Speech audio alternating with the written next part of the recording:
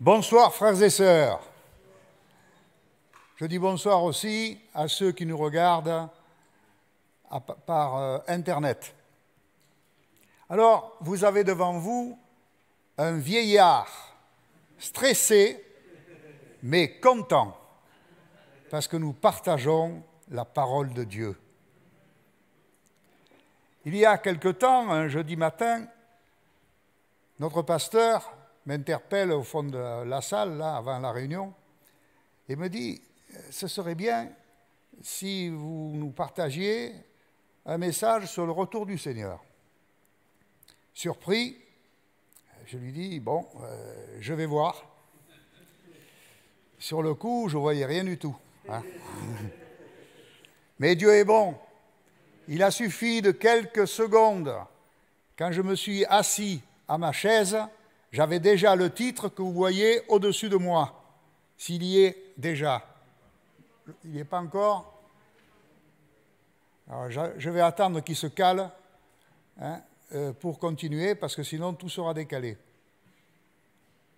Voilà. Bon, c'est bon. Moi, je suis tout petit, mais ça suffit. Voilà. Je me vois là-bas. Bon. Merci à tous ceux qui m'ont aidé. Notre pasteur, Stéphane Dulac, notre frère Herrera de l'ADD de Gap et Lorena, l'épouse du pasteur Sirotic. Vous saurez pourquoi tout à l'heure. Une remarque préalable. Comme à chaque exhortation, j'enverrai par mail le texte et les écrans à tous ceux qui me le demanderont, soit de vive voix, soit par Internet. Donc, il me suffit de votre adresse Internet. L'exposé est dense et se veut précis. C'est pourquoi je le lirai devant vous, car parfois, chaque mot compte. Nous irons plus ou moins vite, suivant les moments. Pour s'y retrouver, dans le déroulement, des écrans défileront au-dessus de ma tête. Accrochez-vous, le plus important est pour la fin.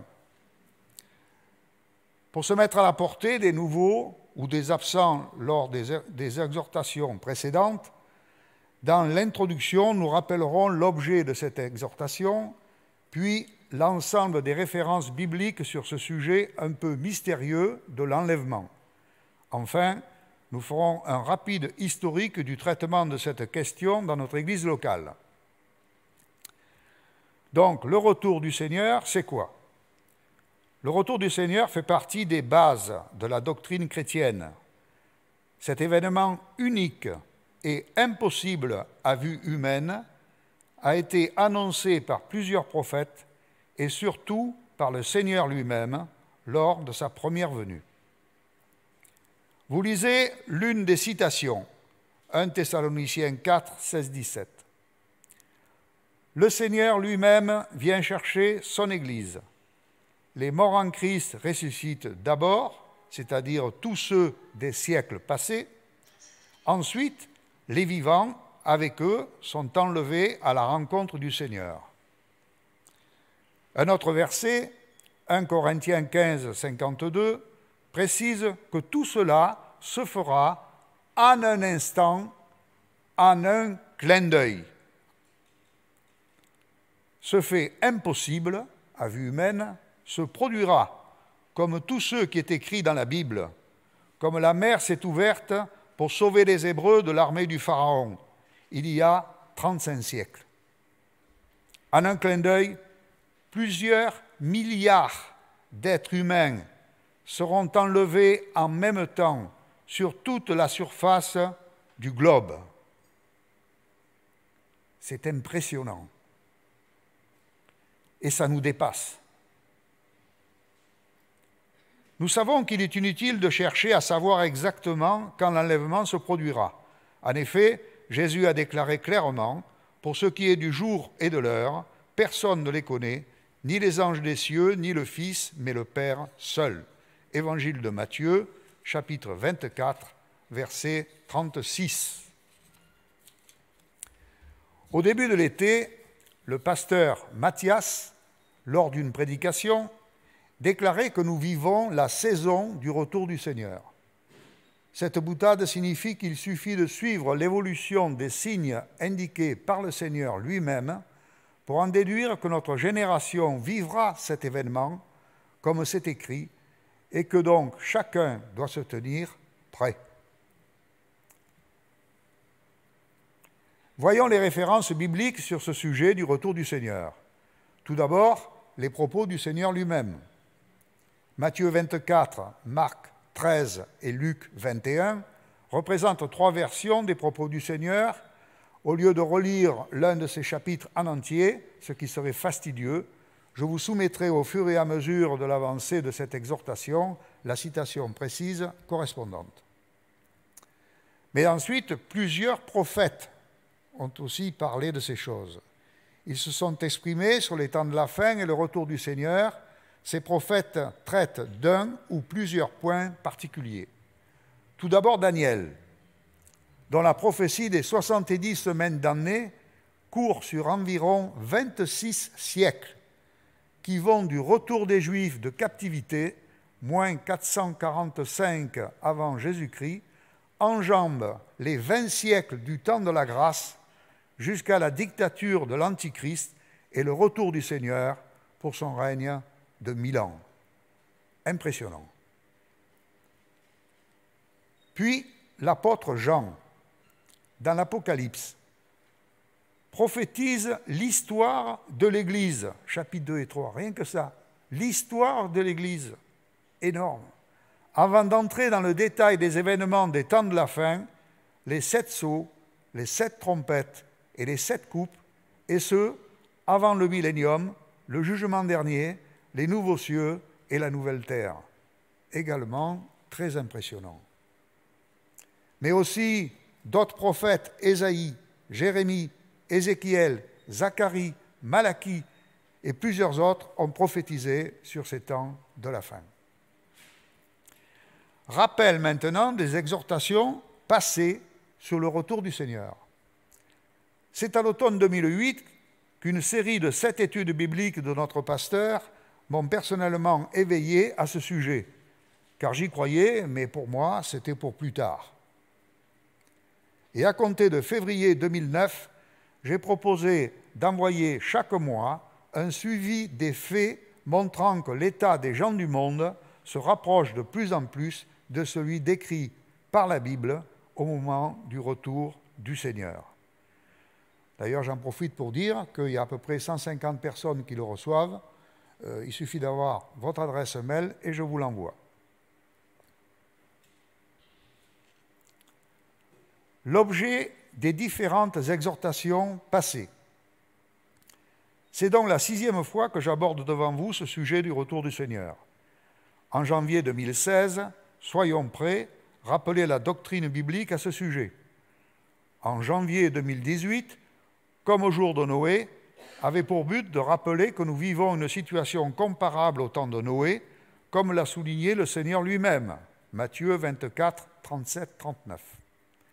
En janvier 2019, Seigneur, ouvre nos yeux, était une mise en garde contre les progrès sournois et rapides de l'iniquité. En janvier 2021, quand rappeler que l'enlèvement est imminent et la pandémie apporte des éléments nouveaux. Imminent, terme utilisé dans la première fois, du moins que je l'ai entendu ici, c'était le pasteur Legrand qui en parlait, il y a une dizaine d'années. Ça signifie qu'on n'attend pas l'exécution d'une prophétie particulière en plus pour se déclencher. Ça peut se déclencher n'importe quand. Enfin, en avril 2021, savoir discerner les signes des temps. Il y a un parallèle entre les fêtes juives de l'Éternel et le plan de salut de Dieu pour l'humanité. Il était question de l'enlèvement à la 7e trompette, mais pas seulement. Le sujet portant sur plus de 35 siècles de Moïse au début du millénium. Venons-en au but de cette 6e exhortation. On ne peut jamais dire qu'un sujet a été complètement traité. Il y a toujours des points qui nous échappent. Cependant, dans l'état actuel de nos connaissances, nous n'avons pas d'éléments nouveaux de portée mondiale, comme la pandémie en 2020, qui nous permettent de découvrir des éléments également nouveaux. Et pourtant, il y en a un qui crève les yeux, tant son évidence s'impose. Tout s'accélère. Que l'on me comprenne bien, les prophéties sont immuables et s'accompliront au temps fixé par Dieu, qui dirige et contrôle le monde qu'il a créé. Mais les événements, tels que les hommes les vivent, s'emballent, échappent de plus en plus à leur contrôle. Prenons un exemple basique. Ce n'est que 25 siècles environ après Adam et Ève que Moïse a pu apprendre à lire et écrire à la cour de Pharaon. 35 siècles plus tard, dans les années 1950, les gens de mon âge, en Occident, écrivaient encore à l'encre avec une plume sergent-major, qui avait enfin remplacé la plume d'oie ou son équivalent.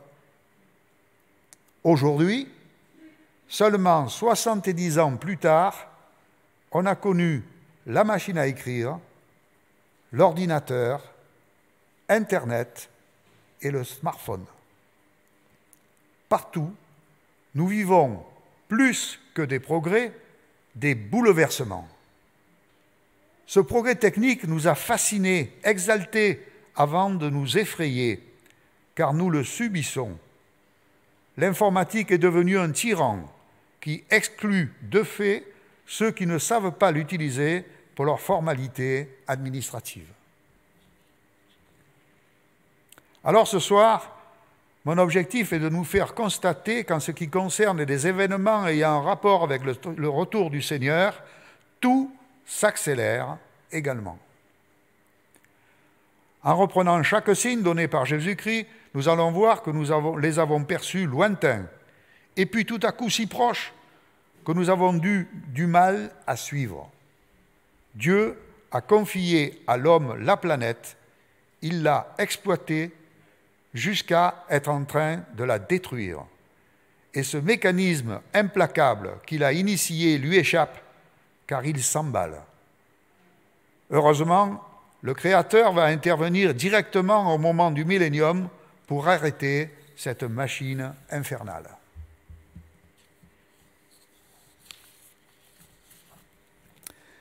Le plan suivi, je vous le laisse lire. Il y a donc 8 points avant la synthèse et la conclusion. Commençons par le réchauffement climatique et les catastrophes naturelles. Il y aura de grands tremblements de terre, il y aura des phénomènes terribles et grands signes dans le ciel. Luc 21, 11. Au sujet des tremblements de terre, les spécialistes nous disent qu'environ 100 000 par an sont ressentis et 1000 capables de faire des dégâts. Il y en a en moyenne 15 majeurs par an dans le monde et leur nombre est stable. L'homme n'a aucune influence sur les séismes, sauf s'il creuse trop profond à la recherche de gaz ou de pétrole. C'est arrivé. Il n'en est pas de même en ce qui concerne le réchauffement climatique, directement lié à l'activité économique humaine. Je dois donner quelques chiffres pour être crédible. L'élévation des températures. Les 5 dernières années ont été les plus chaudes depuis 1880. Un fait montre bien que les prévisions humaines sont dépassées. Lors de la conférence sur le climat de Paris en 2015, il était prévu en 2100 une augmentation des températures de 1,5 degré à l'échelle mondiale, en tenant compte des mesures prises. Hélas, ce résultat sera atteint certainement dès 2024. Erreur de prévision ou erreur dans l'efficacité des mesures? Sans doute les deux. L'homme s'est trompé.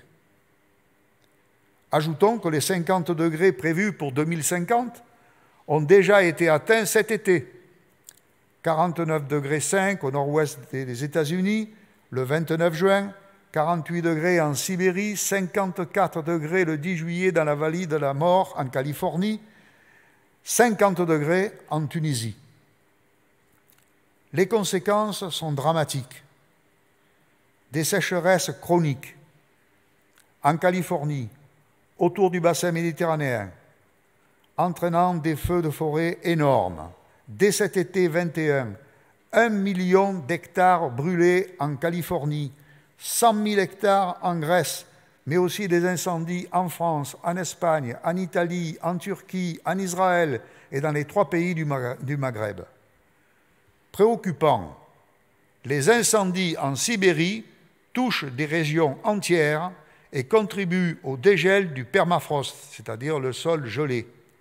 Facteur possible de pandémie en libérant des microbes jusque-là prisonniers des glaces. Parlons justement de la fonte des glaces, qui élève le niveau des mers. Ce dernier a déjà gagné 20 cm en un siècle. Au pôle, la glace fond 2 à 3 fois plus vite qu'il y a 20 ans. Bref, les scientifiques prévoient entre plus 0,60 m et plus 1,10 m en 2100. Et cela s'ajoute à l'affaissement des terrains sur les côtes. Tokyo s'est enfoncé de 4 mètres. Shanghai, Bangkok, la Nouvelle-Orléans, Jakarta ont perdu entre 2 et 3 mètres.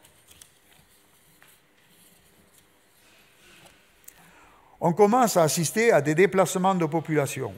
Ce phénomène va s'accentuer. Mais le réchauffement climatique accentue aussi les phénomènes extrêmes, provoquant des épisodes de pluie dévastateurs. Ainsi, le centre de New York était partiellement inondé depuis septembre, 44 morts. En août, 40 régions ou pays ont connu des inondations. Et même en France, on en a connu beaucoup. Autre conséquence, les cultures de régions entières ne produisent plus et les populations sont sous-alimentées. Tous ces phénomènes vont s'accentuer jusqu'au millénium. Voyons les pestes et les famines. Il y aura par endroits des pestes et des famines, Luc 21, 11. Je vous laisse lire les versets concernant les pestes.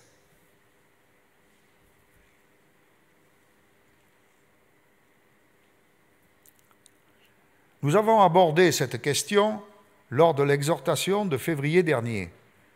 Nous avons vu que ces versets pourraient décrire le retour du Seigneur pour mettre fin au royaume de l'Antichrist, puisqu'il met fin à la peste, mais que des catastrophes provoquées par la colère de Dieu l'accompagnent. Ainsi, la pandémie que nous connaissons ne serait que la première d'une suite à venir, comme le prévoient les scientifiques de l'ONU. Les famines. Quelques chiffres et quelques faits. Suivant les sources, on évalue entre 690 et 795 millions le nombre de personnes victimes de malnutrition dans le monde. La pandémie est en train d'en rajouter 135 millions. Et en raison du réchauffement climatique, leur nombre risque d'augmenter de 600 millions supplémentaires d'ici à 2080.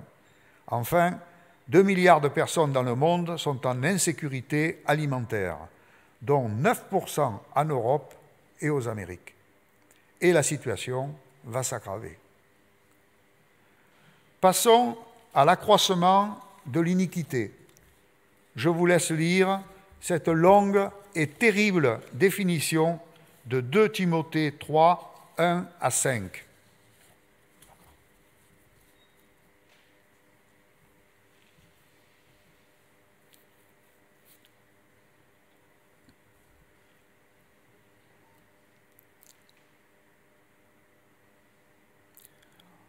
On notera certains traits qui sont apparus récemment. Rebelles à leurs parents, sans frein, et surtout, ils garderont la forme extérieure de la piété, mais en renieront la puissance. Un commentaire. Quand j'étais enfant, il est vrai, il y a très longtemps, des enfants rebelles, cela ne se faisait pas. De même, il y avait de la délinquance, mais pas autant de violence qu'aujourd'hui. Enfin, beaucoup de gens avaient leur religion en guise de foi, car on lisait très peu la Bible. mais l'hypocrisie dénoncée vise les chrétiens convertis qui aujourd'hui restent dans l'Église, mais ont remplacé la foi par la routine. Reconnaissons que cette description que nous venons de lire colle bien à notre génération. Autre prophétie. En raison des progrès de l'iniquité, l'amour du plus grand nombre se refroidira. Matthieu 24, 12. Ça, ce sont les paroles du Seigneur. En janvier 2019, l'exhortation avait pour but principalement de nous faire ouvrir les yeux sur la progression de l'iniquité. Et je vous avais fait partager l'expérience de la grenouille. Alors, il y en a qui, naturellement, n'étaient pas là. J'explique. Plongée dans l'eau chaude, elle saute. Bon, on comprend. Mais dans l'eau froide, chauffée progressivement, elle se trouve bien dans l'eau devenue tiède et elle finit par mourir. Il en est de même pour nous. Le mal est en train d'essayer de nous étouffer. Voici une liste de quelques faits qui impressionnent. En France, les violences conjugales ont augmenté de 60% en 2020 à cause du confinement. Plus de 100 femmes tuées par le conjoint ou l'ex-conjoint. Les insultes, menaces et agressions visant les élus locaux ont été multipliées par 3 entre 2019 et 2020. Les faits de violence envers la police ont doublé en 20 ans. En ce qui concerne la drogue, 7 837 points de vente démantelés au premier semestre 2021 en France. Pendant le seul été 2021, et seulement à Marseille, 13 règlements de compte ont fait 14 morts et 7 blessés. Un enfant ou adolescent sur 10, voire sur 5, disent certains, est victime de harcèlement. Dans le monde, 3 faits seulement. 93 000 morts par overdose aux États-Unis en 2020, plus 30% par rapport à 2019 à cause du confinement. Les Jeux Olympiques. Pour la première fois, plus de 180 athlètes gays, lesbiennes, bisexuels, transgenres, homosexuels, non-binaires ont participé aux épreuves et revendiqué leurs différences. Pirates informatiques. Pour la première fois, en juillet 2021, une entreprise américaine a été piratée avec 1000 clients répartis dans 17 pays dans le monde et rançonnés pour pouvoir fonctionner. En mars 2021, les cyberattaques avaient été multipliées par 4 dans le monde en un an.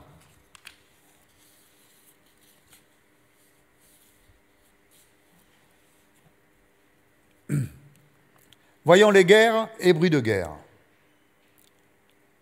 ainsi que le terrorisme, dont je vous laisse lire.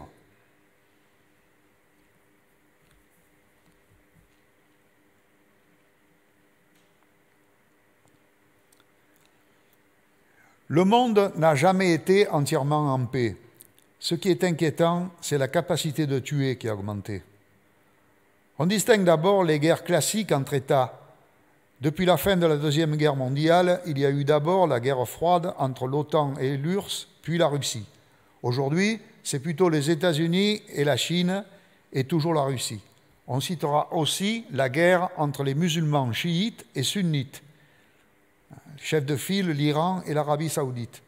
Et la guerre se déroule au Yémen depuis 7 ans, et elle a fait entre 70 000 et 80 000 morts. Et il y en a d'autres. Mais il y a aussi l'Iran et Israël, avec l'enjeu d'une guerre nucléaire. L'Iran ayant annoncé voulant éradiquer Israël, terme utilisé par son numéro 1, l'ayatollah Khamenei. Or, Israël a déclaré en août 2021 qu'il se réserve le droit d'intervenir contre l'Iran, sans en référer aux États-Unis, s'il ressent une menace urgente. Et l'Iran a l'uranium enrichi nécessaire pour fabriquer sa première tête nucléaire. La pression monte. La preuve, c'est que fin septembre, une explosion a eu lieu sur un site de fabrication de missiles balistiques en Iran. Naturellement, on soupçonne Israël. Mais n'oublions pas le terrorisme qui continue à se répandre dans le monde. La liste des pays touchés est longue, une bonne vingtaine.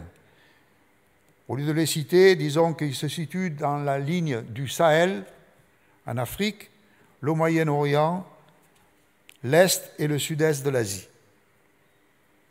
Ils régressent en Amérique du Sud.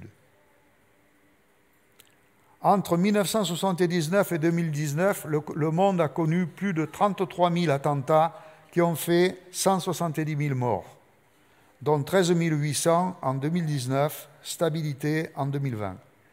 Les talibans au pouvoir depuis le 15 août 2021 en Afghanistan représentent une victoire du terrorisme islamiste, 20 ans après les attentats de New York qui ont fait 3 000 morts. Venons-en aux persécutions. Je vous laisse lire.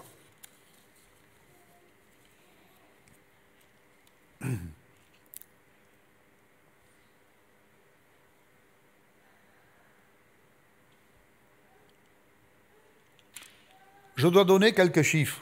Rapport de Portes ouvertes de janvier 2021. L'index de persécution recense 50 pays, mais il y en a plus de 80. Le nombre de chrétiens persécutés est passé de 245 millions en 2019 à 340 millions en 2020.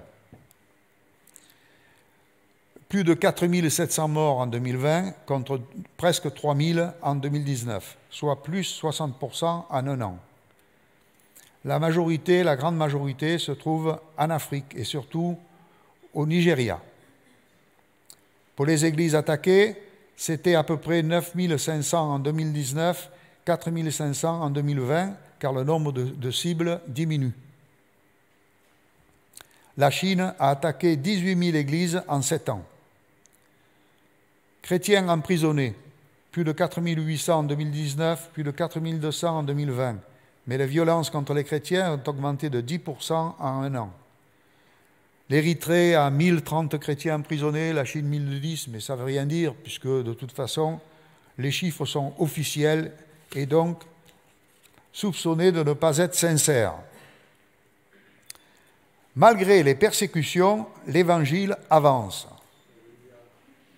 L'Évangile jusqu'aux extrémités de la terre. Cette bonne nouvelle du royaume sera prêchée dans le monde entier pour servir de témoignage à toutes les nations. Alors viendra la fin. Parole du Seigneur. Sur Internet, j'ai relevé en 2020 201 États ou entités indépendantes dans le monde. Aucune n'affiche 0% de chrétiens. On a 100% au Vatican, évidemment, 99% dans le Timor oriental, 69% aux États-Unis, 5,2% en Chine, etc. En France, c'est officiellement 66%, mais en réalité, un sondage révèle que c'est un bon tiers, 37%. Bref, les chiffres sont à relativiser car ils ne sont pas toujours sincère, et puis seul Dieu connaît ce qui lui appartient. Donc, malgré les persécutions, l'Évangile progresse. En 2010, on comptait 2,2 milliards de chrétiens sur une population de 6,9 milliards dans le monde, soit 32%. En 2020, c'est entre 2,4 et 2,6 milliards sur une population de 7,6, soit 35%. L'Évangile progresse entre 1970 et 2020, donc en 50 ans. Juste quelques exemples. La Chine passe de 0,1% à 10,6%. C'est plus vrai que les 5,2% officiels. L'Arabie saoudite de 0,3% à 4,6%, soit 9,3% par an. Le Burkina Faso de 9% à 24,8%. Cette liste est tirée de celle des 20 pays où l'Évangile a progressé le plus pendant la période. Donc, gros enseignement tiré, l'Évangile atteint tous les pays ou régions cités dans le monde. même si la majorité de l'humanité n'est pas chrétienne, ce qui signifie que les missionnaires seront à l'œuvre jusqu'à l'enlèvement de l'Église. Il faut constater que les extrémités de la terre sont atteintes. Israël est l'image du figuier. Le figuier est un symbole d'Israël, car une nation est montée contre mon pays, puissante et innombrable. Elle a fait une désolation de ma vigne. Elle s'est acharnée sur mon figuier, elle l'a complètement dépouillé, abattu. Joël, chapitre 1, versets 6 et 7. Comme la vigne, il est utilisé pour symboliser le châtiment d'Israël, battu par ses ennemis, puis vidé de ses habitants depuis l'an 70 de notre ère. Pour le retour de son peuple, l'Éternel s'adresse directement à lui. En ce temps-là, je vous ferai revenir, ce sera le temps où je vous rassemblerai. Car je ferai de vous un sujet de renom, de louange parmi tous les peuples de la terre, quand je ramènerai vos captifs sous vos yeux, dit l'Éternel. Sophonie, chapitre 3, verset 20. Vous pourrez lire aussi Zacharie, chapitre 8, versets 7 et 8. Nous savons que l'État d'Israël est officiellement revenu parmi les nations en 1948. L'hébreu, langue morte, est redevenu vivante 20 siècles après. Exemple unique dans l'histoire. Et la réunification de Jérusalem a eu lieu en 1967 pendant la guerre des 6 jours. Pour son retour, le Seigneur utilise à nouveau l'image du figuier, en s'adressant non plus seulement à Israël, mais aux enfants de Dieu de toute la terre. Recevez l'enseignement de la parole du figuier. Dès que ses branches deviennent tendres et que les feuilles poussent, vous savez que l'été est proche. Matthieu 24, 32, mais aussi presque dans les mêmes termes, Marc 28 et Luc 29. Pour bien comprendre l'image du figuier, il faut savoir que la floraison a lieu 2 fois par an, au printemps et en été, après la première récolte. Mais aussi, les fleurs ne se voient pas, cachées à l'intérieur des jeunes figues. Il y a donc 2 récoltes de figues, en été et en automne. Les feuilles représentent le peuple d'Israël. Les fleurs cachées pourraient être les Juifs messianiques, se hasarde à dire notre frère de la DD de Gap. Pour la famille de Dieu, on peut dire aussi qu'il y aura 2 récoltes. La première récolte, celle d'Abraham, père d'une multitude de nations, qui aboutit à l'Église et son enlèvement. La seconde, celle d'Israël, viendra après, lors du retour du Seigneur en gloire. En ce jour-là, je répandrai sur la maison de David un esprit de grâce et de supplication, et ils tourneront les regards vers moi, celui qu'ils ont percé. Zacharie 12, 10. Ainsi, les survivants d'Israël reconnaîtront enfin celui qu'ils ont percé comme leur sauveur. Quelle sera la durée des temps de la fin? Accrochez-vous, on arrive au bout. C'est la préoccupation légitime de notre génération. Il reste encore à revenir donc sur une partie des propos tenus par le Seigneur quand il a dit « En vérité, je vous le dis, cette génération ne passera point que tout cela n'arrive. » Matthieu 24, 34. C'est la renaissance d'Israël en 1948, complétée en 1967, qui met fin au temps des nations et inaugure les temps de la fin. Mais avant de poursuivre, il faut bien comprendre le sens particulier du mot « génération » dans ce passage. Et là, je me suis fait aider par 4 personnes. Notre frère de l'ADD de Gap, notre pasteur, le théologien Johnson à travers la Bible online, et notre sœur Lorena, épouse du pasteur Sirotich, qui est, je vous le rappelle, diplômé de grec ancien. Car le sujet est important et délicat. Déjà, on a bien compris que la durée de cette génération dans ce texte, ce n'est pas 20 ans ou même 40 ans, sinon l'enlèvement aurait déjà eu lieu. On a 3 interprétations. Soit on se réfère au mot hébreu « lédor », qui désigne tous ceux qui sont vivants lors d'un événement, jusqu'à la mort des derniers d'entre eux. On peut même dire seulement d'or, qui signifie âge ou génération. Ainsi, prenons un exemple, l'arrière-petit-fils d'un patriarche qui serait né en 1948 aurait 73 ans aujourd'hui. On peut en déduire que cette génération va bientôt passer, et donc que le retour du Seigneur serait très proche. Soit on suit l'interprétation du théologien Johnson. Pour lui, le mot génération ici désigne la race juive. Le mot grec utilisé serait généa, signifiant race pour les classiques grecs. Exemple, dans le même genre, en Matthieu 12, 45, où Jésus parle à son peuple de génération mauvaise.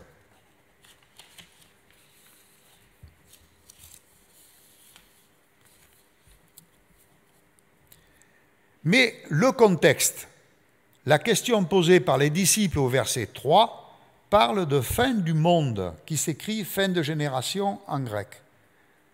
C'est le verset que vous lisez. Il s'agit donc de toutes les tribus de la terre qui verront Christ lors de son retour en gloire, comme ils auront vu d'ailleurs les deux témoins, Apocalypse 11, 12. C'est-à-dire donc les Juifs survivants, mais aussi les chrétiens qui n'auront pas été enlevés et les non-croyants, soit tous les habitants de la terre vivants lors du retour du Seigneur. Il semblerait que la dernière interprétation soit la plus crédible, car bien dans l'esprit de l'universalité du message biblique. La lecture de Zacharie 14 permet d'essayer de se représenter ce tableau final et impressionnant du retour du Seigneur. Je vous conseille cette lecture.